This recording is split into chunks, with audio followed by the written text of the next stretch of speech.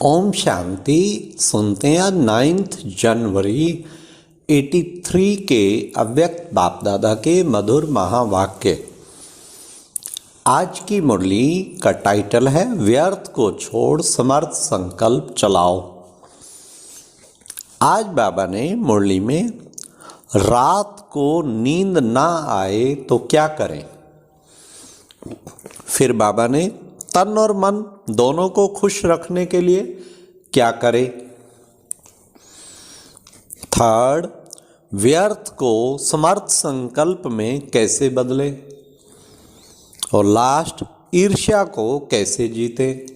बहुत ही सुंदर मुरली, बड़े अच्छे प्रश्न उत्तर बाप दादा ने उत्तर दिए और प्रश्न थे विदेशियों के। तो सुनते हैं 9 जनवरी 83 की मुरली, व्यर्थ को छोड़ समर्थ संकल्प चलाओ। आज बाप दादा सभी सिक्की लदे बच्चों से मिलन मनाने के लिए विशेष आए हैं। डबल विदेशी बच्चे मिलन मनाने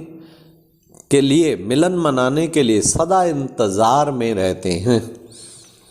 तो आज बाप दादा डबल विदेशी बच्चों से एक एक की विशेषता की रूरवान करने आए हैं। एक एक स्थान की अपनी अपनी विशेषता है। कहाँ संख्या ज़्यादा है और कहाँ संख्या कम होते भी अमूल्य रतन, विशेष रतन थोड़े चुने हुए होते भी अपना बहुत अच्छा पार्ट बजा रहे हैं। ऐसे बच्चों के उमंग उत्साह को देख, बच्चों की सेवा को देख बाप दादा हर्षित होते हैं। विशेष रूप में विदेश के चारों ही कोनों में बाप को प्रत्यक्ष करने का प्लान प्रैक्टिकल करने में अच्छी सफलता को पा रहे हैं। सर्वधर्मों की आत्माओं को बाप से मिलाने का प्रयत्न अच्छा कर रहे हैं। सेवा की लगन अच्छी है। अपनी भटकती हुई आत्मा को ठिकाना मिलने के अनुभवी होने के कारण औरों के प्रति भी रहम आता है।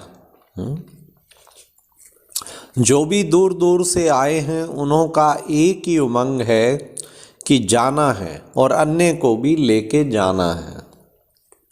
इस दृढ़ संकल्प ने सभी बच्चों को दूर होते भी नज़दीक का अनुभव कराया है। इसलिए सदा अपने को बाप दादा के वर्षे के अधिकारी आत्मा समझ चल रहे हैं। कभी भी किसी व्यर्थ संकल्प के आधार पर अपने को हलचल में नहीं लाओ। कलप कलप के पात्र हो। अच्छा, आज तो पार्टियों से मिलना है। पहला नंबर मिलने का चांस अमेरिका पार्टी को मिला है। तो अमेरिका वाले सभी मिलकर सेवा में सबसे नंबर 1 कमाल भी तो दिखाएंगे ना। अभी बाप दादा देखेंगे कि कॉन्फ्रेंस में सबसे बड़े से बड़े वीआईपी कौन ले आते हैं। नंबर 1 वीआईपी कहाँ से आ रहा है? तो किसी ने बोला अमेरिका से। वैसे तो आप बाप के बच्चे वीआईपी हो। आप जैसा बड़ा तो कोई भी नहीं है। लेकिन जो इस दुनिया के वीआईपी हैं उन आत्माओं को भी संदेश देने का ये चांस है। इन्हों को भाग्य बनाने के लिए पुरुषार्थ करना पड़ता है, क्योंकि वे तो अपने को इस पुरानी दुनिया के बड़े समझते हैं ना। तो छोटे छोटे कोई प्रोग्राम में आना वे अपना रिगार्ड नहीं समझते। इसलिए बड़े प्रोग्राम में बड़ों को बुलाने का चांस है। वैसे तो बाप दादा बच्चों से ही मिलते और रूहान करते हैं। विशेष आते भी बच्चों के लिए हैं। फिर ऐसे लोगों का भी उलाहना ना रह जाए कि हमें हमारे योग्य निमंत्रण नहीं मिला। इस उलहने को पूरा करने के लिए सब प्रोग्राम रचे जाते हैं। बाप दादा को तो बच्चों से प्रीत है और बच्चों को बाप दादा से प्रीत है। अच्छा, सभी डबल विदेशी तन से और मन से सदा संतुष्ट हो। थोड़ा भी किसको कोई संकल्प तो नहीं है? कोई तन की व मन की प्रॉब्लम है? शरीर बीमार हो, लेकिन शरीर की बीमारी मन को डिस्टर्ब ना करे। सदैव खुशी में नाचते रहो। अब सुनो उसका हल बहुत ध्यान से। सदैव खुशी में नाचते रहो तो शरीर भी ठीक हो जाएगा। सदा की खुशी से शरीर को भी चलाओ तो दोनों एक्सरसाइज हो जाएंगी। खुशी है दुआ और एक्सरसाइज है दवाई। तो दुआ और दवा दोनों होने से सहज हो जाएगा। एक बच्चे ने कहा, बाबा रात्रि को नींद नहीं आती है। तो बाबा उसका उत्तर दे रहे हैं, सोने के पहले योग में बैठो तो फिर नींद आ जाएगी। योग में बैठने समय बाप दादा के गुणों के गीत गाओ तो खुशी से दर्द भी भूल जाएगा।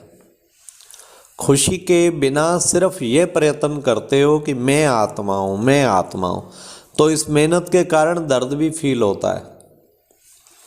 खुशी में रहो तो दर्द भी भूल जाएगा। क्वेश्चन हो या छोटी सी बात में कब कंफ्यूज भी जल्दी हो जाते, तो वह छोटी छोटी बातें फौरन स्पष्ट करके आगे चलते चलो। ज़्यादा सोचने के अभ्यासी नहीं बनो। जो भी सोच आए उसको वहाँ ही ख़त्म करो।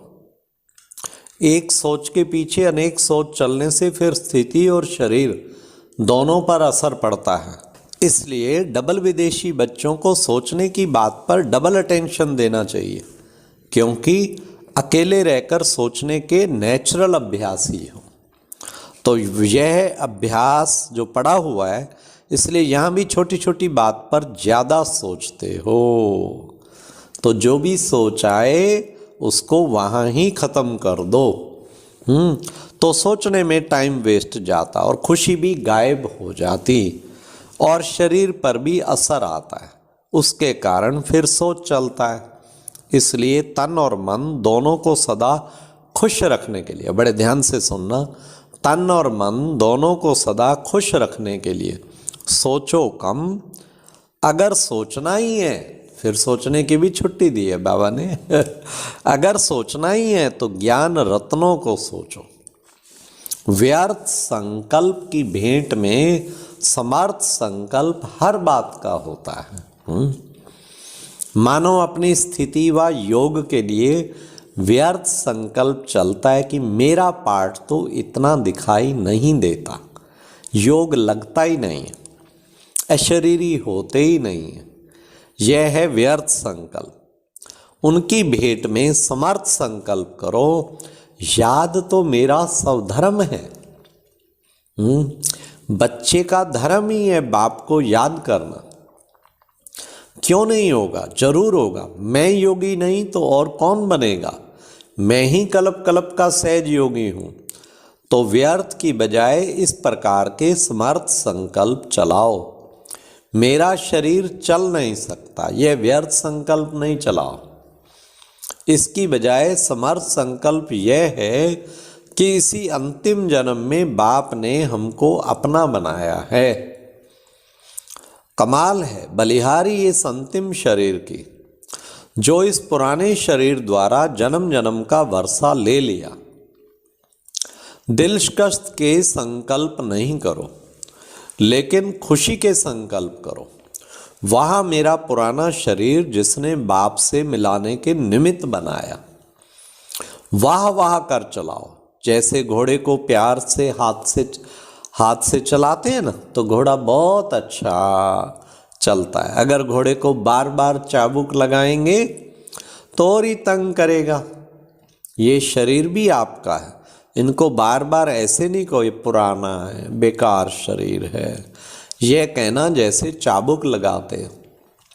खुशी खुशी से इसकी बलिहारी गाते आगे चलाते रहो, फिर ये पुराना शरीर कब डिस्टर्ब नहीं करेगा, बहुत सहयोग देगा।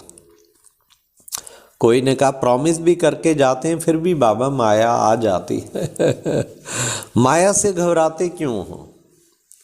माया आती है आपको पाठ पढ़ाने के लिए, घबराओ नहीं, पाठ पढ़ लो। कभी सहनशीलता का पाठ तो कभी एकरस स्थिति में रहने का पाठ पढ़ाती, कभी शांत स्वरूप बनने का पाठ पक्का करने आती। तो माया को उस रूप से नहीं देखो, माया आ गई घबरा जाते हो ना, लेकिन समझो कि माया भी हमारी सहयोगी बन बाप से पढ़ा हुआ पाठ पक्का कराने के लिए आई है। माया को सहयोगी के रूप में समझो, दुश्मन नहीं, पाठ पक्का कराने के लिए सहयोगी है। तो आपका टेंशन सारा उस बात में चला जाएगा, फिर घबराहट कम होगी और हार नहीं खाएंगे, पाठ पक्का करके अंगद के समान बन जाएंगे। तो माया से घबराओ नहीं। जैसे छोटे बच्चों को माँ बाप डराने के लिए कहते हैं हौवा आ जाएगा, आप सबने भी माया को हौवा बना दिया। वैसे माया खुद आप लोगों के पास आने से घबराती है, लेकिन आप स्वयं कमजोर हो, माया का आवाहन करते हो। नहीं तो क्या होगा, नहीं तो यह आएगी नहीं, यह तो विदाई के लिए ठहरी हुई है, वह भी इंतजार कर रही है कि हमारी लास्ट डेट कौन सी है। वाह वाह वाह वाह। अब माया को विदाई देंगे या घबराएंगे? डबल विदेशियों की एक विशेषता है, क्या? उड़ते भी बहुत तेज हैं और फिर डरते हैं तो छोटी सी मक्खी से भी डर जाते हैं।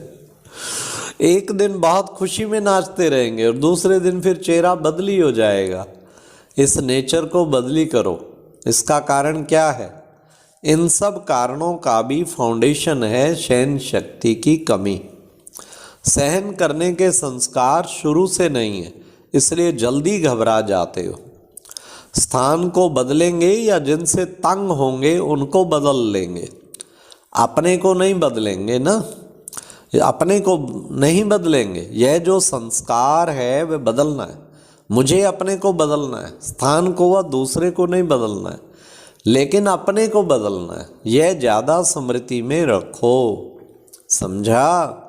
अब विदेशी से स्वदेशी संस्कार बना लो, सहनशीलता का अवतार बन जाओ, जिसको आप लोग कहते हो अपने को एडजस्ट करना है, किनारा नहीं करना है, छोड़ना नहीं है।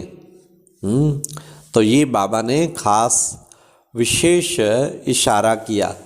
फिर बाबा ने कहा बाकी ब्राह्मण आत्माओं में जब भी हम शरीक होने के कारण ईर्ष्या उत्पन्न होती है तो ईर्ष्या के कारण संस्कारों का टक्कर होता है। लेकिन उसमें विशेष बात यह सोचो, जो हम शरीक हैं उसको निमित्त बनाने वाला कौन? उनको नहीं देखो, फलाना इस ड्यूटी पर आ गया, फलानी टीचर हो गई, नंबर 1 सर्विसेबल हो गई, लेकिन यह सोचो कि उस आत्मा को निमित्त बनाने वाला कौन? चाहे निमित्त बनी हुई विशेष आत्मा द्वारा ही उनको ड्यूटी मिली है, लेकिन निमित्त बनने वाली टीचर को भी निमित्त किसने बनाया? इसमें जब बाप बीच में हो जाएगा तो माया भाग जाएगी, ईर्ष्या भाग जाएगी। लेकिन जैसे कहावत है ना, या होगा बाप और या होगा पाप। जब बाप को बीच से निकालते हो तब पाप आता है। ईर्ष्या भी पाप कर्म है ना। अगर समझो बाप ने निमित्त बनाया है तो बाप जो कार्य करते उसमें कल्याण ही है। अगर उसकी कोई ऐसी बात अच्छी ना भी लगती, रॉन्ग भी हो सकती, क्योंकि सब पुरुषार्थी हैं। अगर रॉन्ग भी है तो अपनी शुभ भावना से ऊपर दे देना चाहिए, ईर्ष्या के वश नहीं। लेकिन बाप की सेवा सो हमारी सेवा, इस शुभ भावना से श्रेष्ठ जिम्मेवारी से ऊपर बात दे देनी चाहिए। देने के बाद निश्चिंत हो जाओ। फिर यह नहीं सोचो कि यह बात दी फिर क्या हुआ, कुछ हुआ ही नहीं, हुआ वा नहीं, यह जिम्मेवारी बड़ों की हो जाती। आपने शुभ भावना से दी, आपका काम है अपने को खाली करना। अगर देखते हो बड़ों के ख्याल में बात नहीं आई तो बल दोबारा लिखो, लेकिन सेवा की भावना से। अगर निमित्त बने हुए कहते हैं कि इस बात को छोड़ दो, तो अपना संकल्प और समय व्यर्थ नहीं गवाओ। ईर्ष्या नहीं करो, लेकिन किसका कार्य किसने निमित्त बनाया उसको याद करो। किस विशेषता के कारण उनको विशेष बनाया गया है, वह विशेषता अपने में धारण करो तो रेस हो जाएगी, ना कि रेस। समझा? अच्छा, ओम शांति। ये था प्यारे बाप दादा के कितने सुंदर महावाक्य।